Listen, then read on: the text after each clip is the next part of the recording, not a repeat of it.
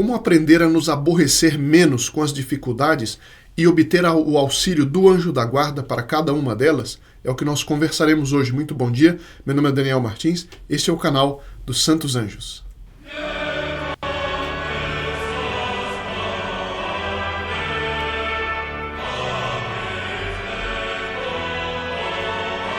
Salve Maria, muito bom dia a todos que nos acompanham, bem-vindos que estão chegando agora. Atrair a ação e a presença dos Santos Anjos, afastar a influência do demônio no dia a dia, é o objetivo das nossas conversas de segunda a sexta, e um voluntário me enviou um texto realmente interessante do livro O Valor das Dificuldades, de Francisco Faus, editora Quadrante. E tem um trechinho aqui que eu queria comentar com vocês a respeito das dificuldades. Eu apenas antes queria dar uma notícia para aqueles que não sabem. Toda sexta-feira de manhã é celebrada uma Santa Missa na intenção de todos os inscritos no canal. Todos aqueles que se inscreveram nesta semana ou aqueles que compartilharam o vídeo nesta semana. E, evidente, todos os membros do Grupo Apóstolo dos Santos Anjos têm várias missas por ano em suas intenções, mas você pode colocar suas intenções particulares no link que está na descrição do vídeo. Bom, as dificuldades, todos nós estamos o tempo inteiro comentando uns com os outros, e é normal. Puxa, a vida não está fácil, puxa, eu tive tal dificuldade, tal aborrecimento. Isso é natural, faz parte da natureza humana. A gente se consola ao comentar isso com os outros, não é uma coisa de si ruim. Entretanto, existe um certo aborrecimento com as dificuldades que não é sadia, espiritualmente falando. Por quê? É o que esse autor aqui vai explicar. Ele diz o seguinte: é evidente que se nós nos queixamos é porque nós vemos essas dificuldades e esses obstáculos como um mal, né? São indesejadas e aparecem na nossa frente como pedras no meio do caminho, prontas para retardar ou complicar a consecução de algum bem que nós desejamos. Então, além do simples comentar, que é normal, como eu disse, existe um modo pelo qual a gente vê todas as dificuldades como uma espécie de mal, ou muitas das dificuldades, muitos dos aborrecimentos, né? Então a gente diz, puxa, agora que as coisas iam melhorando, me aconteceu tal coisa. Isso veio justamente agora para prejudicar a minha promoção no trabalho. Então, as dificuldades a gente tem a tendência a vê-las como um mal, como um obstáculo ruim. E a gente acaba considerando esses obstáculos como uma dificuldade, e dificuldade é aquilo que surge como um obstáculo para o nosso bem. Então eu quero uma promoção no trabalho, ou eu quero uma melhora de vida e eu não obtenho. Então a dificuldade é considerada como um obstáculo para o bem. E esse autor diz uma coisa interessante que eu nunca tinha entendido desta forma, como ele focaliza, que eu acho bem interessante. E que ele diz o seguinte: o problema de considerar a dificuldade assim a gente deve se perguntar, tá bem, a dificuldade é um obstáculo para um bem que eu quero. Agora, qual é na realidade o nosso verdadeiro bem, humanamente falando, sem falar do céu, né, mas aqui nessa terra, qual que é na realidade o nosso verdadeiro bem? Então, a noção que a gente tem do que é o nosso verdadeiro bem vai ser aquilo que vai nortear o ideal da nossa vida. Então ele diz o seguinte: para um materialista que reduz a existência à avidez dos desejos, o bem é aquilo que simplesmente o satisfaz, o que lhe dá prazer, mesmo que porventura acabe redundando no mal ou num prejuízo para os outros. Então o materialista, o ideal da vida dele, o bem da vida dele é ter coisas que o satisfaçam. O egoísta sensual, por exemplo, quer ser feliz e coloca o seu bem na saciedade do egoísmo carnal, ainda que para alcançá-lo tenha que deixar mulher e filhos em situação penosa. Para o católico, pelo contrário, o bem, a verdadeira realização de si mesmo, não é a satisfação do egoísmo, mas aquilo que a doutrina católica denomina com precisão, desde tempos muito antigos, o bem da virtude. Ou seja, não estamos falando do céu, que é evidentemente o bem supremo, mas nesta terra, aquilo que nos realiza de fato é o que a doutrina católica denomina de o bem da virtude. Como assim? Então, o amadurecimento das virtudes com a ajuda de Deus é o que realiza o autêntico bem do homem. E por isso mesmo faz arraigar nele uma felicidade cada vez mais profunda, cheia de paz e de plenitude interior. Então, a gente entende isso pensando, por exemplo, se a gente come um muito bom prato e o nosso organismo está sadio, então toda a digestão, o sistema digestivo, né, digere aquele prato muito saboroso, muito bem preparado, e a gente sente depois daquilo uma certa satisfação porque todos os órgãos internos, primeiro o prato estava bom, o nosso apetite está em ordem, né? O sistema interno no nosso organismo digere bem, a gente tem uma sensação de satisfação. Por quê? Porque todo o sistema está em ordem.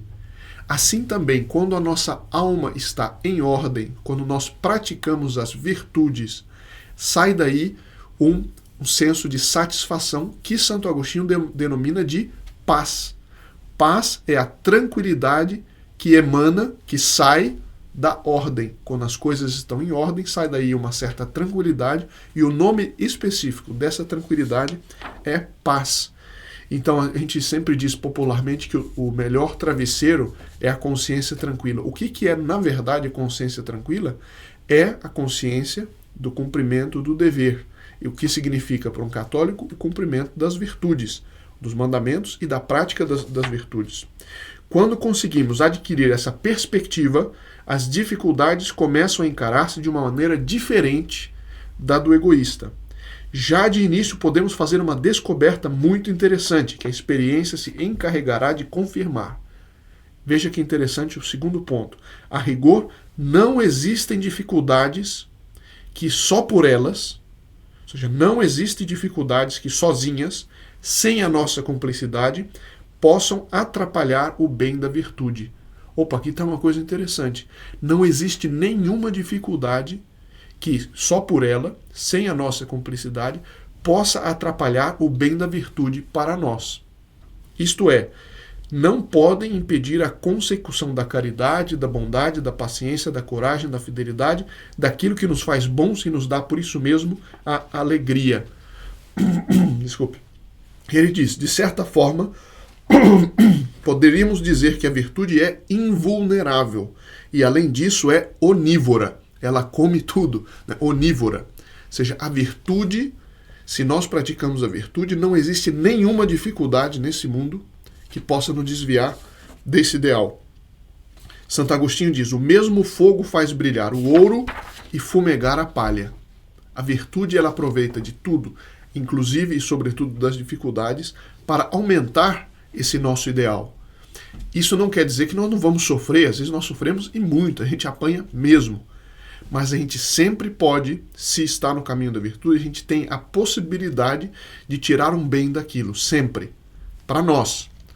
Pode ser que a gente não consiga tirar necessariamente um bem para o próximo, no sentido de que nós não podemos entrar na alma nem do filho, nem do irmão, nem do amigo, nem do vizinho. Mas se ele não for virtuoso, ele não vai aproveitar bem aquela situação. Mas isso não depende de nós. Agora, é fato que se nós formos virtuosos, eles vão receber inspiração para também serem. Eles podem dizer não, e muitas vezes, infelizmente, dizem não. Mas aí não será a nossa culpa. Ou seja, naquilo que se refere à nossa própria realização no bem da virtude, não existe absolutamente nenhuma dificuldade que possa nos desviar se nós continuamos no caminho da virtude. E aqui entra o anjo da guarda, porque é impossível um ser humano, durante a vida inteira, aproveitar todas as ocasiões de virtude por si mesmo. Não é? É impossível nós fazermos o bem sem o auxílio da graça de Deus. E esse auxílio nos vem comumente, normalmente, através dos anjos da guarda.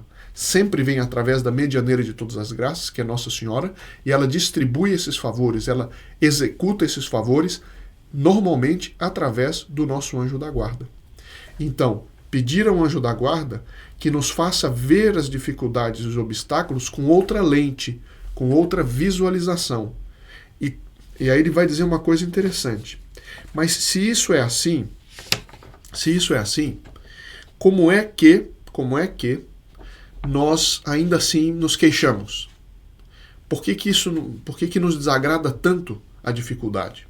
Então ele vai responder, ele vai dar um exemplo e responder, vamos conversar aqui. Uma dificuldade econômica pode introduzir numa família uma fumaça asfixiante, que vai penetrando nos corações, desgastando a paciência, envenenando os nervos e até transformar o convívio num inferno de apreensões, queixas e mau humor. Pelo contrário, em outra família construída sobre o alicerce da fé e do amor, a mesma dificuldade financeira pode ser o grande momento de união em que todos aceitam o sacrifício sem um lamento, apoiando-se mutuamente e procurando tornar mais amável a vida dos outros, ao mesmo tempo que cobrem com um sorriso seu próprio sofrimento. É claro que é irrealista achar que sempre nós vamos fazer tudo isso. Nós somos pecáveis, nós infelizmente temos defeitos e muitas vezes vamos cair. Mas pedir ao anjo da guarda para sempre nos reerguer e nesse mesmo caminho.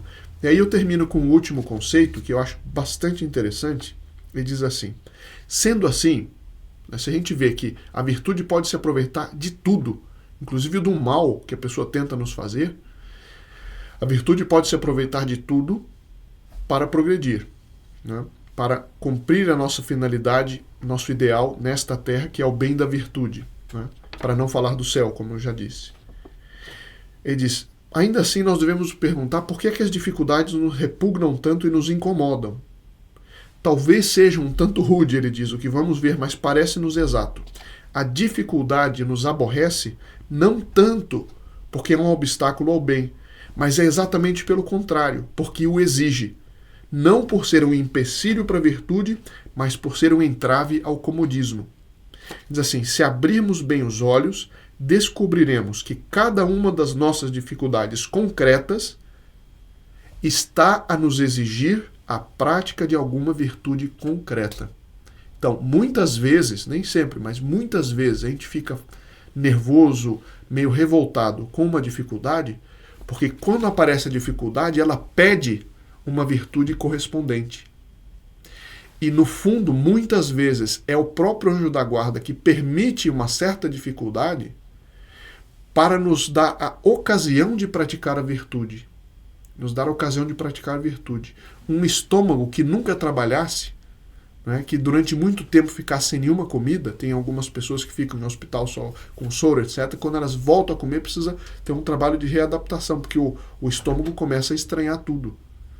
Assim também, um estômago, assim como um estômago que não vê comida, né, de repente aparece e aquilo repugna, uma pessoa que não pratica a virtude, aparece uma dificuldade, de repente já repugna.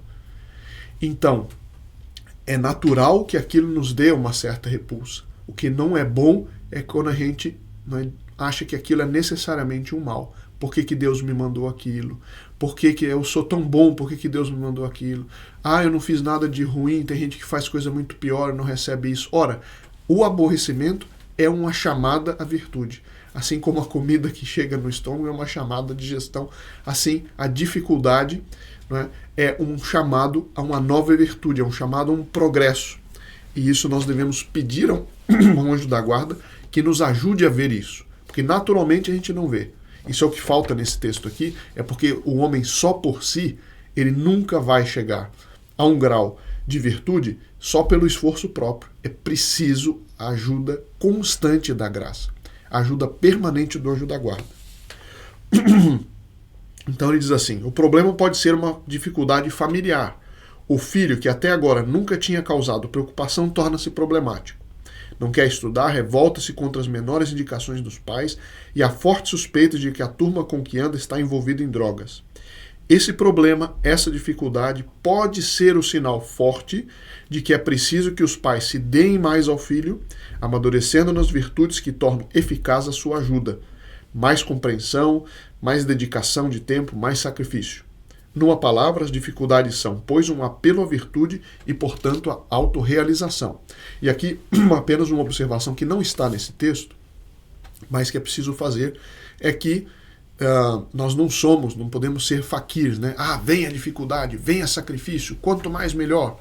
Não é bem assim, né? Nós precisamos ser honestos com as nossas próprias fraquezas. Nós devemos pedir, fazer como Nosso Senhor no Horto das Oliveiras. Pai, se possível, afaste de mim esse cálice, mas faça-se a vossa vontade e não a minha.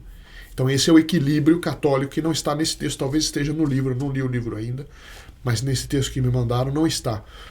E isso é importante para ter esse equilíbrio católico, senão a gente fica uma espécie de faquir que fica procurando prego em cima de onde deitar, né? Não é assim. Desculpa, eu estou perdendo a voz, então paramos por aqui e nos vemos amanhã, se Deus quiser, para a nossa sexta-feira de perguntas e respostas. Ponha suas perguntas nos comentários ou faça comentários que a gente possa, talvez amanhã, selecionar. Muito obrigado.